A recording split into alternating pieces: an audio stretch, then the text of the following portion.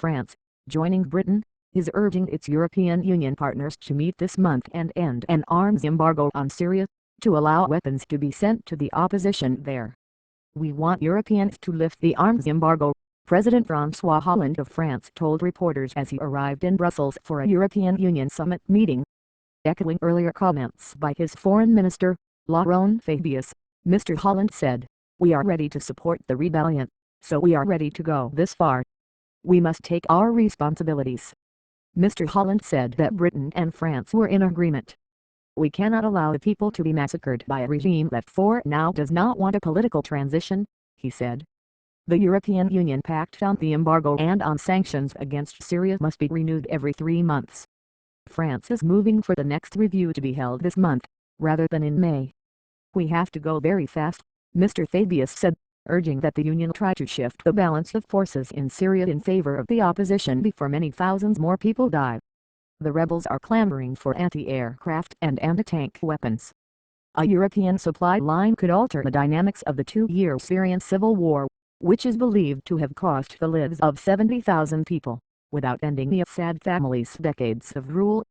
French and British officials have said that only once the Syrian president, Bashar al-Assad, understands that he is losing the battle will he agree to negotiate a political resolution with the opposition. And there is a sense that the Syrian army is beginning to erode, offering a greater opportunity for change. In February, the embargo was renewed despite British concerns, with Germany and Sweden especially arguing against escalating the civil war. But Britain did win agreement to relax the embargo to allow non-lethal but quasi-military aid, like armored vehicles. The issue is likely to come up in Brussels at the two-day meeting of European Union leaders, but their focus will be on the economy. Mr. Hollande met separately with Prime Minister David Cameron of Britain before the summit meeting to discuss the Syria embargo, British officials said. "The arms embargo is backfiring," one of the officials said. "It doesn't stop those aiding Assad. It does stop EU countries and others helping those against whom Assad is waging a brutal and terrorizing war," the official said. Mr. Fabius warned that France and Britain might act unilaterally if their European partners disagreed. Asked on France Info Radio whether the two would harm the opposition if there was no agreement, Mr. Fabius said only that France was a sovereign state and that the two countries would jointly act to lift the embargo. "We cannot accept that this current lack of balance, with on one side Iran and Russia delivering arms to Bashar, and on the other rebels who cannot defend themselves," Mr. Fabius said. "Lifting the embargo is one of the only ways that remain to change the situation politically." On Tuesday, Mr. Cameron said that his nation would continue to adhere to the embargo for now, but that it might reconsider if its partners did not agree to lift the embargo. "It is not impossible that we'll proceed the way we see fit," he said. Britain and France pushed for intervention in Libya, and France recently intervened in Mali without European Union agreement. But they seem to be lobbying their European Union colleagues rather than declaring independence of European Union consensus. The French public has been shaken by the bloody, vicious and seemingly stalemated civil war in Syria, with which France has historical ties, and there are new concerns about the stability of Lebanon, as thousands of refugees pour out of Syria.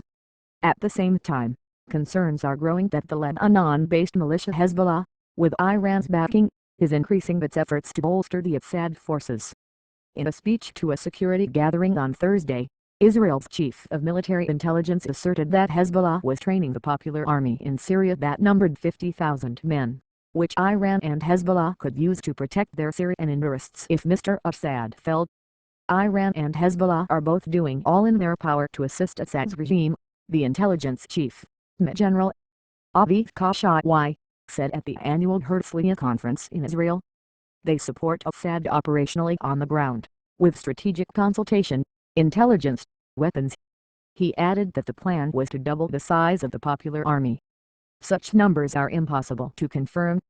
In a statement on Thursday, the British Foreign Office said that the international effort for a political solution in Syria has little chance of gathering momentum unless the regime feels compelled to come to the negotiating table, and added, "They need to feel that the balance on the ground has shifted against them."